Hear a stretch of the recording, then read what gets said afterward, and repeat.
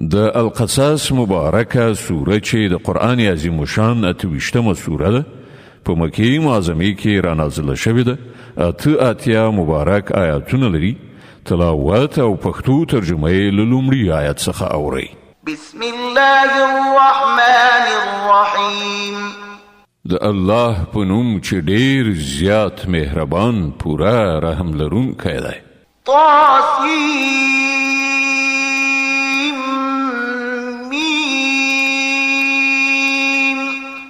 تلك آيات الكتاب المبين.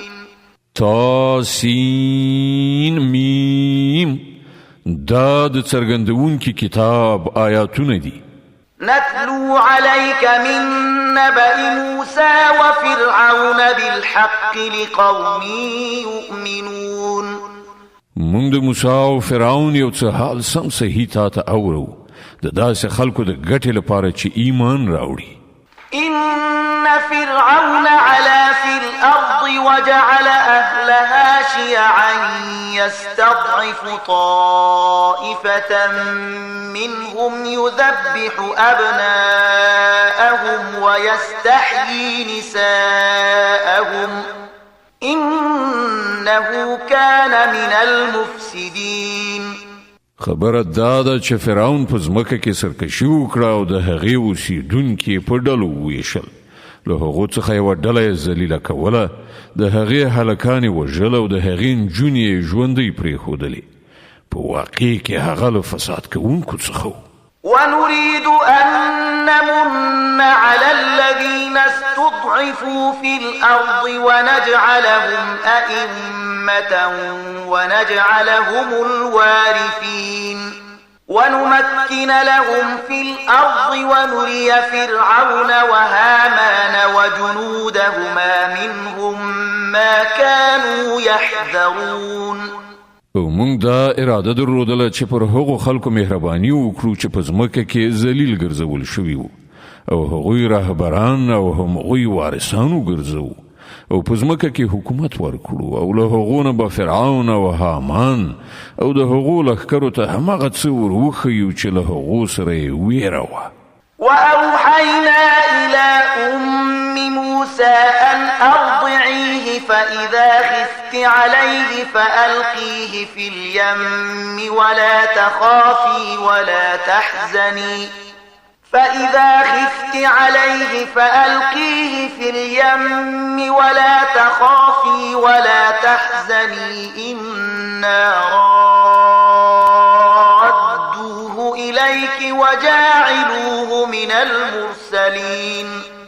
موږ د موسی امور ته الهام وکړ چې ده ته تای ورکړه، بیا کله چې له تا سره د هغه د سر خطر وي نو هغه په سیند کې وغورځوه او هیڅ ویره او اندېښنه مه کوه. موږ هغه تا ته راګرځوونکي او له پیغمبرانو څخه د هغه جوړوونکي یو. فالتقطه آل فرعون ليكون لهم عدوا وحزنا إن فرعون وهامان وجنودهما كانوا خاطئين. په پای کې د فرعون کورنۍ هغه له سیند نه راوویست تر څو چې هغه د هغو لپاره دښمن او د هغو لپاره د خفګان سبب شي. خبره دا ده چې فرعون او د هغه لښکر په خپله دسیسه کې غلط شوي وو. وقالت امرأة فرعون قرة عين لي ولك لا تقتلوه عسى أن ينفعنا أو نتخذه ولدا وهم لا يشعرون. د فرعون میرمن هغه ته وویل دی زما او ستا لپاره د سترګو روښنایي دی، مې وژنه، کیدای شي چې دی زموږ لپاره ګټور ثابت شي یا به یې په زوی ولی ونیسو او هغوی له عاقبت نه ناخبره وو. وأصبح فؤاد أم موسى فارغا إن كادت لتبدي به لولا أن ربطنا على قلبها لتكون من المؤمنين. اخوا د موسی د مور زړه درزیده، هغې به د هغه راز برملا کړی وای که موږ د هغې زړه نه وای ډاډه کړی تر څو چې هغه زموږ پر وعدو باندې له ایمان راوړونکو څخه واوسي. وقالت لأخته قصيه فبصرت به عن جنب وهم لا يشعرون. هغې د هلک خور ته وویل په هغه پسې ورشه وروسته ځه. نو هغې له ګوښې نه هغه په داسې شان تر نظر لاندې وساتو چې دښمنان پرې ونه پوهېدل. وحرمنا عليه المراضع من قبل فقالت هل أدلكم على أهل بيت يكفلونه لكم وهم له ناصحون. او مونږ پر موسی باندې لا د مخه د شلو ورکوونو تیونه حرام کړیو. د دغه حالت په لیدلو سره د موسی خور هغو ته وویل آیا زه تاسې ته د یو داسې کور نښه درکړم چې د هغه اوسیدونکي د ده پالنه پر غاړه واخلي او په خیرخواهۍ سره یې وساتي. فرددناه إلى أمه كي تقر عينها ولا تحزن ولتعلم أن وعد الله حق ولكن أكثرهم لا يعلمون. په دې توګه مونږ موسی بیرته خپلې مور ته راوست تر څو چې د هغې سترګې روښانه شي او غمجنه ونه اوسي او په دې وپوهیږي چې د الله وعده رښتیانۍ وه، خو زیاتره خلک په دې خبره نه پوهیږي. ولما بلغ أشده واستوى آتيناه حكما وعلما وكذلك نجزي المحسنين. کله چې موسی د خپل ځوانۍ پوره سن ته ورسید او د هغه وده بشپړه شوه نو موږ هغه ته حکم او علم ورکړ. موږ نیکانو ته همدغسې مکافات ورکوو. ودخل المدينة على حين غفلة من أهلها فوجد فيها رجلين يقتتلان هذا من شيعته وهذا من عدوه فاستغاثه الذي من شيعته على الذي من عدوه فوكزه موسى فقضى عليه قال هذا من عمل الشيطان إنه عدو مضل مبين. یوه ورځ هغه ښار ته په داسې وخت کې ننوت چې د ښار خلک په غفلت کې وو. هلته هغه ولیدل چې دوه تنه په جګړه دي، یو د هغه د خپل قوم څخه و او بل د هغه د دښمن په قوم پورې مربوط. د هغه د قوم سړي د دښمن د قوم د وګړي پر خلاف له هغه نه مرسته وغوښتله. موسی هغه یو سوک وواهه او د هغه کار یې پای ته ورساوه. د دې حرکت له صادرېدلو سره سم موسی وویل دا د شیطان پلمسون کار دی. هغه سخت دښمن او ښکاره بېلارې کوونکی دی. قال رب إني ظلمت نفسي فاغفر لي فغفر له إنه هو الغفور الرحيم. بیا یې وویل ای زما پروردګاره ما پر خپل ځان ظلم وکړ، ما ته بښنه وکړه. نو الله هغه ته بښنه وکړه، هغه ښه بښونکی او خورا مهربان دی. قال رب بما أنعمت علي فلن أكون ظهيرا للمجرمين. موسی ژمنه وکړه چې ای زما ربه دغه احسان چې تا پر ما باندې کړی دی له دې وروسته به زه هیڅکله د مجرمانو ملاتړ نشم.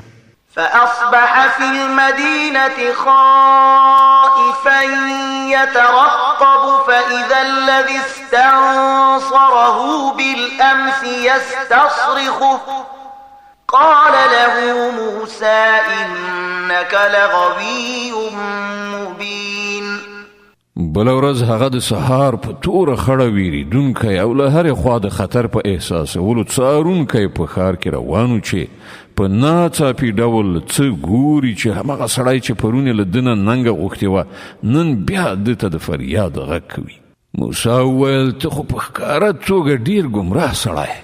فلما أن أراد أن يبطش بالذي هو عدو لهما قال يا موسى أتريد أن تقتلني كما قتلت نفسا بالأمس قال يا موسى أتريد أن تقتلني كما قتلت نفسا بالأمس إن تريد إلا أن تكون جبارا في الأرض وما تريد أن تكون من المصلحين.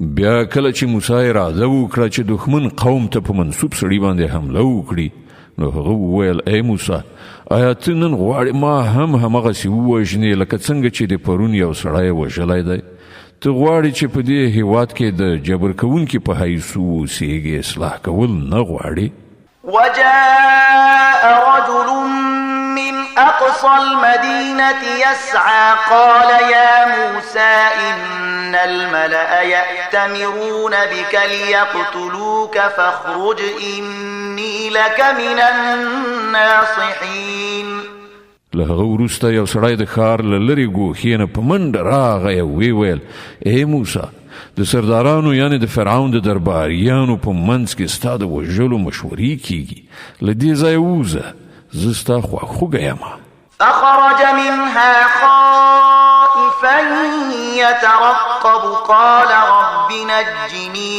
من القوم الظالمين د دې خبر له اورېدلو سره سم موسی وویرېده او په څارنه اندېښمن ووت او هغه دا دعا وکړه چې ای زما ربه ما له ظالمانو څخه وژغوره ولما توجه تلقاء مدين قال عسى ربي أن يهديني سواء السبيل له مصر نه په وتلو سره چې کله موسی د مدین خواته مخه کړه نو ویې ویل هیله ده چې زما رب ما په سمه لاره سیخ کړي ولما ورد ماء مدين وجد عليه أمة من الناس يسقون ووجد من دونهم امرأتين تذودان قال ما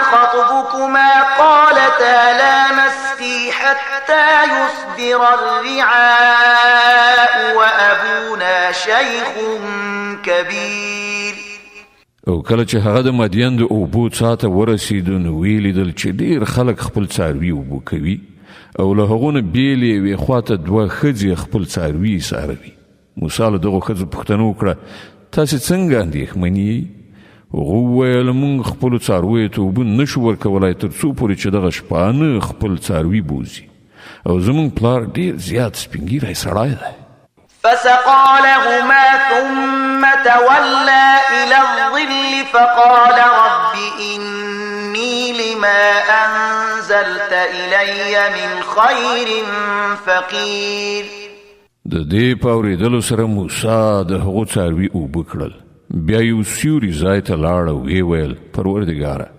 هره ښېګڼه چې تا پر ما نازله کړې ده زه هغې ته اړ یم فجاءته إحداهما تمشي على استحياء قالت إن أبي يدعوك ليجزيك أجر ما سقيت لنا فلما جاءه وقص عليه القصص قال لا تخف نجوت من القوم الظالمين څه ځنډ لا نه و شوی چې له هغو دون جونو نه یوه په شرم او حیا سره را روانه ده ته راغله ویې ویل زما پلار تا غواړي تر څو تا چې زموږ لپاره څارویو ته اوبه ورکړي دي د هغه اجرت درکړي موسی چې کله هغه ته ورغی او هغه ته یې خپله ټوله قصه واوروله نو هغه سړي وویل هیڅ مه ویرېږه اوس ته له ظالمانو څخه ژغورل شوی قالت إحداهما يا أبت استأجره إن خير من استأجرت القوي الأمين له هغو دون جونو نه یوې خپل پلار ته وویل پلار جانه دغه سړی نوکر ونیسه دی تر ټولو یو غوره څوک دی چې نوکر ونیسي ځکه چې قوي او امانتکار دی قال إني أريد أن أنكحك إحدى ابنتي هاتين على أن تأجرني 8 حجج فإن أتممت 10 فمن عندك وما أريد أن أشق عليك ستجدني إن شاء الله من الصالحين د هغې پلار موسی ته وویل زه غواړم چې له خپلو دغو 2 لوڼو څخه یوه تا ته په نکاح درکړم په دې شرط چې ته تر 8 کلونو پورې له ما سره نوکري وکړې او که 10 کاله پوره کړې نو دا ستا خپله خوښه، زه پر تا سختي کول نه غواړم. ته به ما انشاءالله ښه سړی ومومې. قال ذلك بيني وبينك أيما الأجلين قضيت فلا عدوان علي والله على ما نقول وكيل. موسی جواب ورکړ دا خبره زما او ستا په منځ کې تصویب شوه. له دغو دواړو مودونه چې هر یوه زه پوره کړم له هغه وروسته به بیا پر ما کوم زیاتی نه وي او څه لوز او ژمنه چې مونږ کوو الله ورباندې ساتونکی دی. فلما قضى موسى الأجل وسار بأهله آنس من جانب الطور نارا قال لأهلهم كثوا إني آنست نارا لعلي آتيكم منها بخبر أو جذوة من النار لعلكم تصطلون. کله چې موسی موده پوره کړه او هغه خپل اهل او عیال سره روان شو نو د تور خواته یو اور په نظر ورغی. هغه خپل کوروالاو ته وویل تاسې اوسئ ما اور لیدلی دی، ښایي زه له هغه ځایه څه خبر راوړم یا له هغه اور نه کومه سکروټه راواخلم چې تاسې پرې توده شئ. فلما أتاها نودي من شاطئ الوادي الأيمن في البقعة المباركة من الشجرة أن يا موسى إني أنا الله رب العالمين. هلته چې ورسید نو د ناو د ښي غاړې په برکتي ټوټه ځمکه کې له یوې ونې څخه غږ وشو چې ای موسی همدا زه الله یم د عالمیانو مالک. وأن ألق عصاك فلما رآها تهتز كأنها جان ولا مدبرا ولم يعقب يا موسى أقبل ولا تخف إنك من الآمنين. او حکم ورکړ شو چې وغورځوه خپله همسا. څنګه چې موسی ولیدل هغه همسا د مار په څیر خوځېږي نو شا یې واړوله وتښتېده او هغه بیرته تر شا هم ونه کتل. امر وشو ای موسی راوګرځه او مه ویرېږه ته بیخي په امن یې. اسلك يدك في جيبك تخرج بيضاء من غير سوء واضمم إليك جناحك من الرهب فذلك برهانان من ربك إلى فرعون وملئه إنهم كانوا قوما فاسقين. خپل لاس په ګریوان کې ننباسه ځلیدونکی به راوځي بې له څه تکلیف نه او له ویرې نه د ژغورل کېدو لپاره خپل مټ در جوخت کړه. دا دوه روښانه نښانې دي ستا د رب له لوري د فرعون او د هغه د درباریانو مخې ته د وړاندې کولو لپاره. هغوی ډېر نافرمانه خلک دي. قال رب إني قتلت منهم نفسا فأخاف أن يقتلون. موسی عرض وکړ زما باداره ما خو د هغوی یو سړی وژلی دی ویرېږم چې هغوی به ما ووژني. وأخي هارون هو أفصح مني لسانا فأرسله معي يرد أن يصدقني إني أخاف أن يكذبون. او زما ورور هارون لمانه زیات د ژبې فصاحت لري، هغه له ما سره د مرستیال په توګه ولېږه تر څو چې هغه زما تایید وکړي. زه ویرېږم چې هغوی به ما دروغجن وګڼي. قال سنشد عضدك بأخيك ونجعل لكما سلطانا فلا يصلون إليكما بآياتنا أنتما ومن اتبعكما الغالبون. الله فرمایل مونږ به ستا د ورور په وسیله ستا مټ قوي کړو او تاسې دواړو ته به داسې برلاسي در په برخه کړو چې هغوی تاسې ته هیڅ ضرر ونشي رسولی. زمونږ د نښانو په زور سره به غلبه ستاسې او ستاسې د پیروانو وي. فلما جاءهم موسى بآياتنا بينات قالوا ما هذا إلا سحر مفترى وما سمعنا بهذا في آبائنا الأولين. بیا کله چې موسی هغو خلکو ته زموږ له روښانه څرګندو نښانو سره ورغی نو هغوی وویل چې دا له ساختګي کوډو نه پرته نور څه نه دي او دا خبرې خو موږ د پلار نیکه په زمانه کې هیڅکله نه دي اورېدلي. وقال موسى ربي أعلم بمن جاء بالهدى من عنده ومن تكون له عاقبة الدار إنه لا يفلح الظالمون.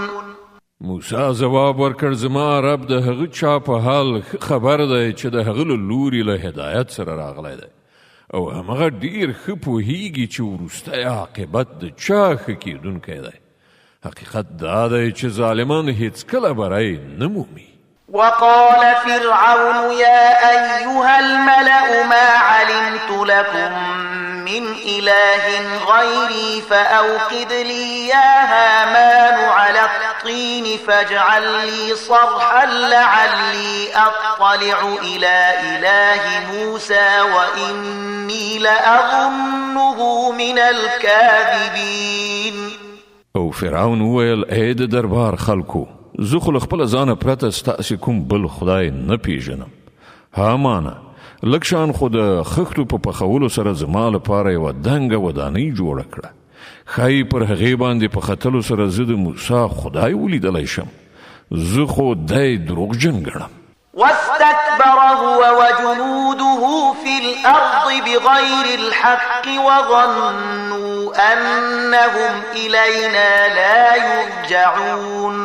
هغه او د هغه لښکرې په ځمکه کې ناحقه متکبر مغرور شول او دا یې وانګېرله چې هغوی هیڅکله زموږ لوري ته راګرځېدونکي نه دي. فأخذناه وجنوده فنبذناهم في اليم فانظر كيف كان عاقبة الظالمين. په پای کې موږ هغه او د هغه لښکرې ونیول او په سمندر کې مو وغورځول. اوس وګورئ چې د هغو ظالمانو څه عاقبت شو. وجعلناهم أئمة يدعون إلى النار ويوم القيامة لا ينصرون. مونږ هغوی د دوزخ لوري ته بلونکي رهبران وګرځول او د قیامت په ورځ به هغوی له کومه ځایه مرسته ونه شي. د القصص مبارکه سوره چې د قرآن عظیم الشان 28مه سوره ده په مکې معظمې کې رانازله شوې ده. 88 مبارک آیاتونه لري.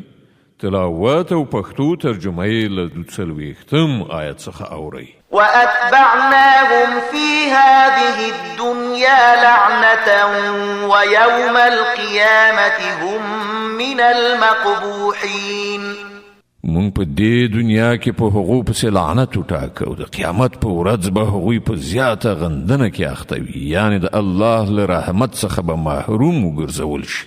ولقد آتينا موسى الكتاب من بعد ما أهلكنا القرون الأولى بصائر للناس وهدى ورحمة لعلهم يتذكرون. مونږ د مخکنیو نسلونو له هلاکولو وروسته موسی ته کتاب ورکړ د خلکو لپاره د ذهني روښنایي سبب لارښوونکی او رحمت تر څو چې ښایي خلک درس واخلي.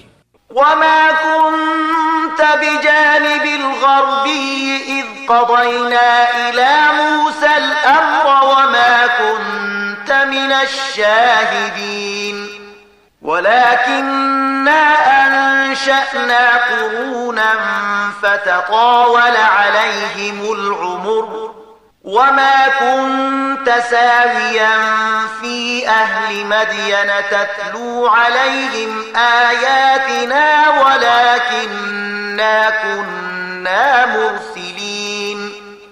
اے محمد ته په هغه وخت کې په لویدیځه څنډه کې موجود نه وې کله چې موږ موسی ته د شریعت دغه فرمان ورکړ او نه ته په شاهدانو کې شامل وي، بلکې له هغه وروسته ستا تر زمانې پورې موږ ډېر نسلونه منځته راوړي دي او پر هغو باندې ډېره زمانه تېره شوې ده. ته د مدین د خلکو په منځ کې هم موجود نه وې چې هغو ته دې زموږ آیاتونه اورولای، خو د هغه وخت د دغو خبرونو لیږونکي موږ یو. وما كنت بجانب الطور إذ نادينا ولكن رحمة من ربك لتنذر قوما ما أتاهم من نذير من قبلك لعلهم يتذكرون.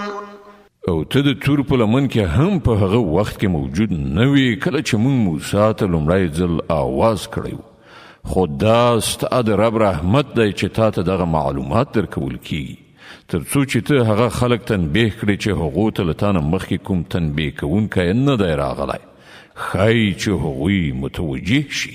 ولولا أن تصيبهم مصيبة بما قدمت أيديهم فيقولوا ربنا لولا أرسلت إلينا رسولا فنتبع آياتك ونكون من المؤمنين. او دا مونږ د دې لپاره وکړل چیرته داسې نه وي چې کله چې د هغو د خپلو کړو وړو له امله پر هغو باندې کوم مصیبت راشي نو هغوی ووایي ای پروردګاره تا ولې مونږ ته کوم پیغمبر ونه لیږه چې مونږ ستا د آیاتونو پیروي کړې وای او له مؤمنانو څخه شوي وای. فلما جاءهم الحق من عندنا قالوا لولا أوتي مثل ما أوتي موسى أولم يكفروا بما أوتي موسى من قبل قالوا سحران تظاهرا وقالوا إنا بكل كافرون. مگر کله چې زمونږ له حضور څخه هغو ته حق راغی نو هغو وویل ولې ده ته هغه څه ورنکړای شول چې موسی ته ورکړای شوي وو؟ آیا دوی له هغه څه نه منکر شوي نه دي چې له دې نه مخکې موسی ته ورکړای شوي وو؟ دوی وویل دواړه کوړي دي چې یوه د بلې تایید کوي او ویې ویل موږ هیڅ یو نه منو.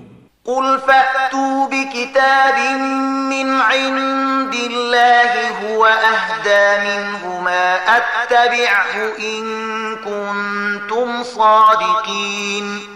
ای پیغمبره دوی ته ووایه ښه نو د الله له لوري داسې کوم کتاب راوړئ چې له دغو دواړو نه زیات هدایت بښونکی وي، که تاسې رښتینې یئ زه به د همغه پیروي وکړم.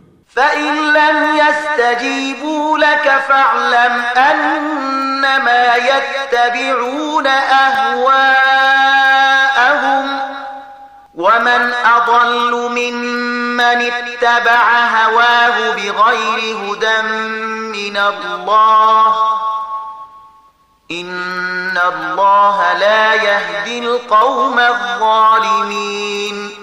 اوس که هغوی ستا دغه غوښتنه نه پوره کوي نو وپوهیږه چې په اصل کې دوی د خپلو خواهشاتو پیروان دي او له هغه چا نه به څوک زیات ګمراه وي چې له خدایي هدایت نه پرته فقط د خپلو خواهشاتو پیروي وکړي. الله دغسې ظالمانو ته هیڅکله هدایت نه کوي. ولقد وصلنا لهم القول لعلهم يتذكرون. او مونږ پرلپسې هغو ته د نصیحت خبره رسولې ده تر څو چې هغوی له غفلت نه راویښ شي. الذين آتيناهم الكتاب من قبله هم به يؤمنون. کوم خلکو ته چې مونږ له دې نه مخکې کتاب ورکړی وو هغوی په دې قرآن باندې ایمان راوړي. وإذا يتلى عليهم قالوا آمنا به إنه الحق من ربنا إنا كنا من قبله مسلمين. او کله چې دا قرآن هغو ته اورول کیږي نو هغوی وایي چې مونږ په ده باندې ایمان راوړ، دا په رښتیا سره زمونږ د رب لخوا حق دی، مونږ خو لا د پخوا نه مسلمان یو. أولئك يؤتون أجرهم مرتين بما صبروا ويدرؤون بالحسنة السيئة ومما رزقناهم ينفقون. دا هغه کسان دي چې دوی ته به د دوی اجر 2 ځله ورکړل شي، د هغه زغم ټینګار په بدل کې چې هغوی وښود. هغوی د بدۍ مخنیوی په نیکۍ سره کوي او کومه روزي چې موږ هغو ته ورکړې ده له هغې نه د خدای د رضا په خاطر لګښت کوي. وإذا سمعوا اللغو أعرضوا عنه وقالوا لنا أعمالنا ولكم أعمالكم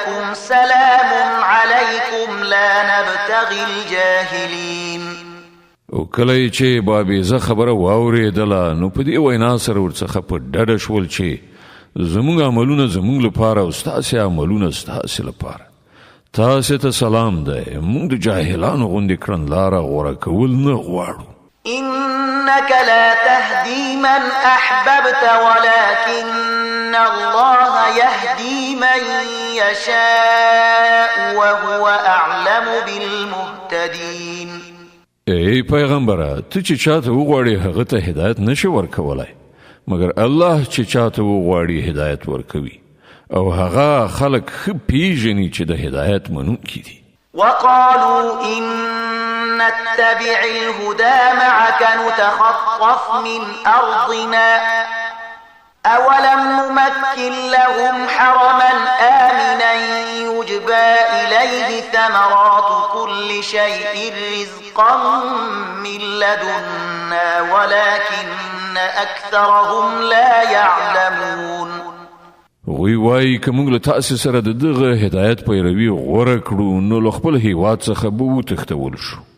آیا داسې نه ده چې موږ یو د امن ځای حرام د دوی لپاره استوګنځای وګرځاوو چې د هغه لوري ته هر راز میوې را روانې دي زموږ له لوري د روزۍ په توګه، خو له دوی نه زیاتره خلک نه پوهیږي. وكم أهلكنا من قرية بطرت معيشتها فتلك مساكنهم لم تسكن من بعدهم إلا قليلا وكنا نحن الوارثين. او څومره داسې کلي مونږ پناه کړي دي چې د هغو خلک په خپل ژوند ژواکې مغرور شوي وو، نو ګورئ هغه د هغو لویدلې مینې دي چې له هغو وروسته پکې ډېر کم څوک اوسېدلي دي، په پای کې همدا مونږ وارثان شو.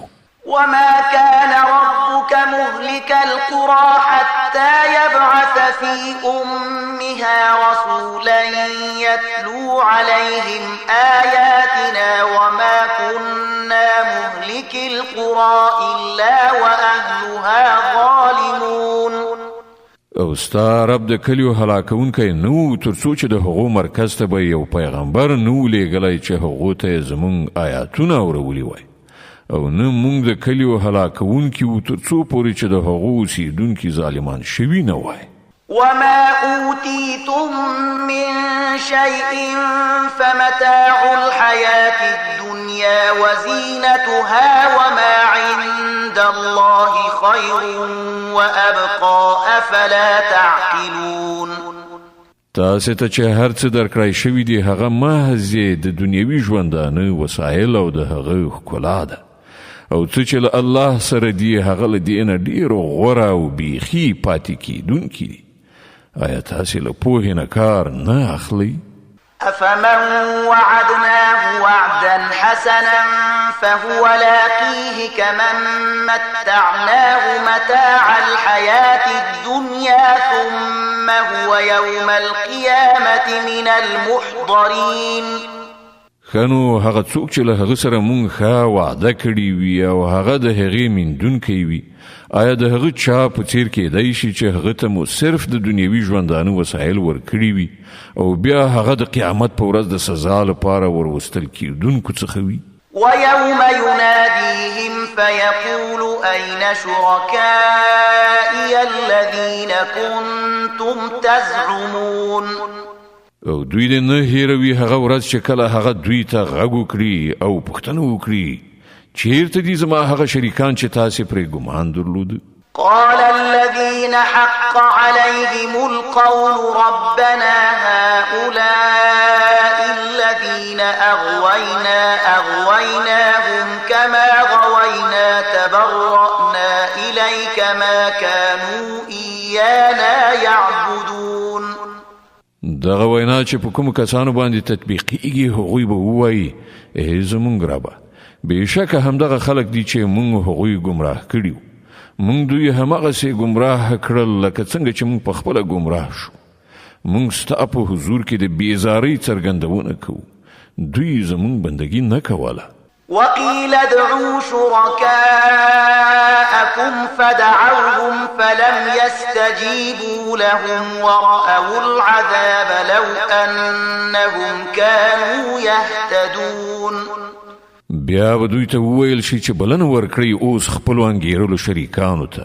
دوی به هغو ته بلنه ورکړي خو هغوی به دوی ته څه ځواب ورنه کړي او دوی به عذاب وګوري. کاشکې چې دوی د هدایت غوره کوونکي وای. ويوم يناديهم فيقول ماذا أجبتم المرسلين. او دوی د نه هیروي هغه ورځ چې کله هغه دوی ته غږ وکړي او پوښتنه وکړي کوم پیغمبران چې درلېږل شوي وو هغو ته تاسې څه ځواب ورکړی وو. فعميت عليهم الأنباء يومئذ فهم لا يتساءلون. په هغه وخت کې به دوی ته هیڅ ځواب په فکر کې ورنشي او نه به دوی په خپلو منځو کې یو له بل نه پوښتنه وکړی شي. فأما من تاب وآمن وعمل صالحا فعسى أن يكون من المفلحين. البته چا چې نن توبه ویستله او ایمان یې راوړ او نیک عمل یې وکړ همغه دا هیله کولی شي چې هلته به له فلاح موندونکو څخه وي. وربك يخلق ما يشاء ويختار ما كان لهم الخيرة سبحان الله وتعالى عما يشركون. ستا رب پیدا کوي هر څه چې غواړي او هغه په خپله د خپل کار لپاره چې چاته یې خوښه شي غوره کوي. دغه ټاکنه د دغو خلکو د کولو کار نه دی.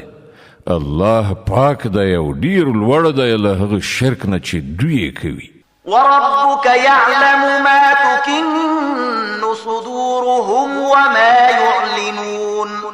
ستا رب پوهیږي په هغه څه چې دوی په زړونو کې پټوي او په هغه څه چې دوی ښکاره کوي. وهو الله لا إله إلا هو له الحمد في الأولى والآخرة وله الحكم وإليه ترجعون. اما یو الله چې له هغه پرته بل څوک د عبادت مستحق نشته. د همغه لپاره ثنا ستاینه ده په دنیا کې هم او په آخرت کې هم. فرمان روایی د همغه لپاره ده او د همغه لوري ته تاسې ټول ورګرځېدونکي یاست. قل أرأيتم إن جعل الله عليكم الليل سرمدا إلى يوم القيامة من إله غير الله يأتيكم بضياء أفلا تسمعون. ای پیغمبره دوی ته ووایه تاسې کله غور وکړ چې که الله تر قیامته پورې پر تاسې د تل لپاره شپه خوره کړي نو له الله نه پرته هغه کوم معبود دی چې تاسې ته رڼایي راولي؟ آیا تاسې نه اورئ؟ قل أرأيتم إن جعل الله عليكم النهار سرمدا إلى يوم القيامة من إله غير الله يأتيكم بليل تسكنون فيه أفلا تبصرون. له دوی نه پوښتنه وکړه تاسې کله فکر وکړ چې که الله تر قیامته پورې پر تاسې د تل لپاره ورځ خوره کړي نو له الله نه پرته هغه کوم معبود دی چې تاسې ته شپه راولي تر څو چې تاسې په هغې کې استراحت وکړای شئ؟ آیا تاسې بصیرت نه لرئ؟ ومن رحمته جعل لكم الليل والنهار لتسكنوا فيه ولتبتغوا من فضله ولعلكم تشكرون. دا د همغه رحمت دی چې هغه ستاسې لپاره شپه او ورځ منځته راوړي دي تر څو چې تاسې په شپه کې استراحت وکړئ او په ورځ کې د خپل رب فضل ولټوئ. ښایي چې تاسې شکر ویستونکي شئ. ويوم يناديهم فيقول أين شركائي الذين كنتم تزعمون. دوی دې په یاد ولري هغه ورځ چې کله هغه دوی ته غږ وکړي بیا پوښتنه وکړي چیرته دي زما هغه شریکان چې په هغو تاسې ګمان درلود. ونزعنا من كل أمة شهيدا فقلنا هاتوا برهانكم فعلموا أن الحق لله وضل عنهم ما كانوا يفترون. او مونږ به له هر امت نه یو شاهد راوباسو، بیا به ووایو چې راوړئ اوس خپل دلیل. په هغه وخت کې به دوی ته څرګنده شي چې حق د الله پلو ته دی، او د دوی هغه ټول دروغ به ورک شي چې دوی له ځانه جوړول. إن قارون كان من قوم موسى فبغى عليهم وآتيناه من الكنوز ما إن مفاتحه لتنوء بالعصبة أولي القوة إذ قال له قومه لا تفرح إن الله لا يحب الفرحين. دا یو واقعیت دی چې قارون د موسی د قوم یو فرد و، بیا هغه د خپل قوم پر خلاف سرغړاوی وکړ او مونږ هغه ته دومره خزانې ورکړې وې چې د هغو کلیګانې د قوي کسانو یو ټولي لا بلا په سختۍ سره پورته کولی شوې. یو ځل کله چې د هغه د قوم خلکو هغه ته وویل مه ویاړېږه، یعنې ناشکري مه کوه، الله ویاړېدونکي یعنې ناشکره نه خوښوي. د القصص مبارکه سوره چې د قرآن عظیم شان 28مه سوره ده، په مکې معظمې کې را نازله شوې ده. 88 مبارک آیاتونه لري. تلاوت او پښتو ترجمه یې له اویاوم آیت څخه اورئ. أعوذ بالله من الشيطان الرجيم. پناه وړم الله تعالی شړل شوي شیطان څخه. بسم الله الرحمن الرحيم. د الله په نوم چې ډیر زیات مهربان پورا رحم لرونکی دی. وابتغ فيما آتاك الله الدار الآخرة ولا تنس نصيبك من الدنيا وأحسن كما أحسن الله إليك ولا تبغ الفساد في الأرض إن الله لا يحب المفسدين. کوم شتمنی چې الله تا ته درکړې ده په هغې سره د آخرت د کور جوړولو فکر وکړه او له دنیا نه هم خپله برخه مه هیروه.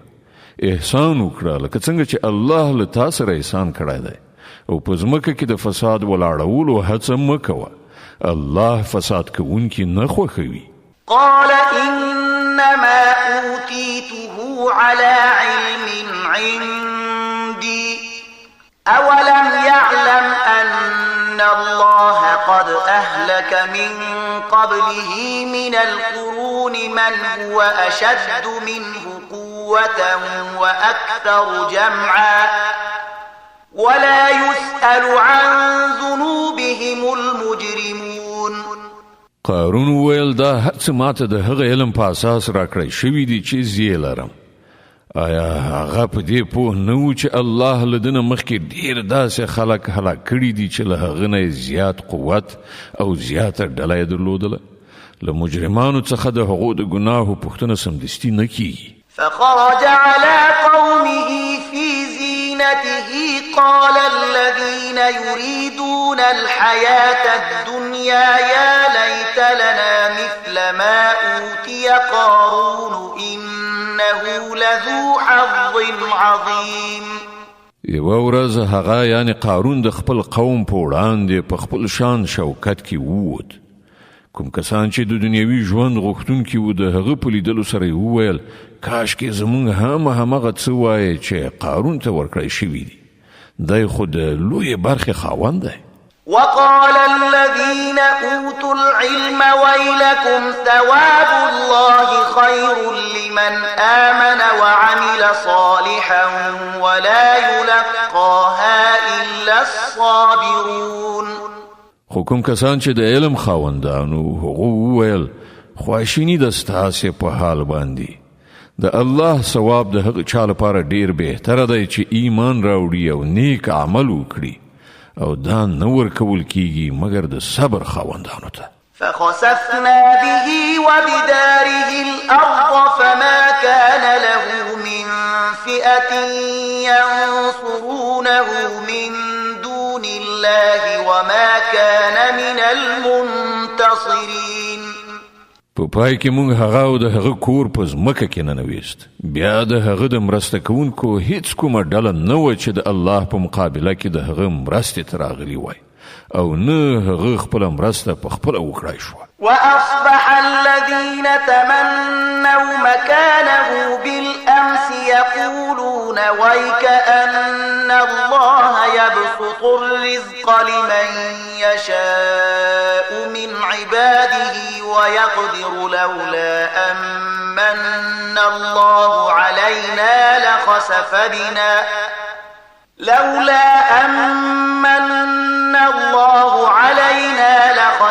بنا ويكأنه لا يفلح الكافرون.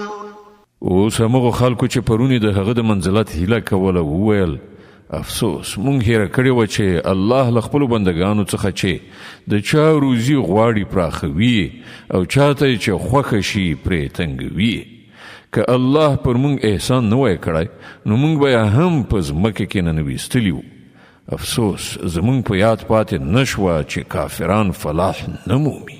تلك الدار الآخرة نجعلها للذين لا يريدون علوا في الأرض ولا فسادا والعاقبة للمتقين. هغه د آخرت کور خو به موږ د هغو خلکو لپاره مخصوص کړو چې په ځمکه کې خپله لویي نه غواړي او نه د فساد کولو اراده لري او نیک عاقبت یوازې د پرهیزګارانو لپاره دی. من جاء بالحسنة فله خير منها ومن جاء بالسيئة فلا يجزى الذين عملوا السيئات إلا ما كانوا يعملون. څوک چې له نیکۍ سره راشي د هغه لپاره له هغې نه زیاته ښه نیکي ده او څوک چې له بدۍ سره راشي نو د بدو عملونو سرته رسونکو ته به همغسې بدله ورکړی شي لکه څنګه چې عمل کوو. إن الذي فرض عليك القرآن لرادك إلى معاد قل ربي أعلم من جاء بالهدى ومن هو في ضلال مبين. ای پیغمبره باور ولره چا چې د دې قرآن مسؤلیت پر تا اچولی دی هغه یو ډیر ښه عاقبت ته ستا رسوونکی دی. دغو خلکو ته ووایه چې زما رب ښه پوهیږي چې له هدایت سره څوک راغلی دی او په ښکاره ګمراهۍ کې څوک اخته دی.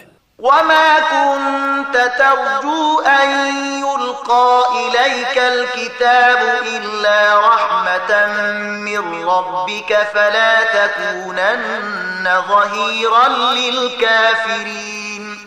ته هیڅ کله د دې خبرې هیلهمن نه وې چې پر تا د کتاب نازل کړی شي. دا خو محض ستا د رب په مهربانۍ سره پر تا نازل شوی دی نو ته د کافرانو ملاتړ مه کیږه. ولا يصدنك عن آيات الله بعد إذ أنزلت إليك وادع إلى ربك ولا تكونن من المشركين. او داسې د هیڅ کله ونشي چې د الله آیاتونه چې کله پر تا باندې نازل شي نو کافران تا له هغو څخه راواړوي. د خپل رب لوري ته بلنه ورکړه او هیڅ کله په مشرکانو کې مه شاملېږه. ولا تدع مع الله إلها آخر لا إله إلا هو كل شيء هالك إلا وجهه له الحكم وإليه ترجعون. او له الله سره کوم معبود مبله له هغه پرته بل هیڅ معبود نشته. د هغه له ذاته پرته هر شی هلاکېدونکی دی. فرمان روایی د همغه ده او د همغه لوري ته تاسې ټول ورګرځېدونکي یاست. صدق الله العظیم. الله ستر رښتیا ویونکی دی.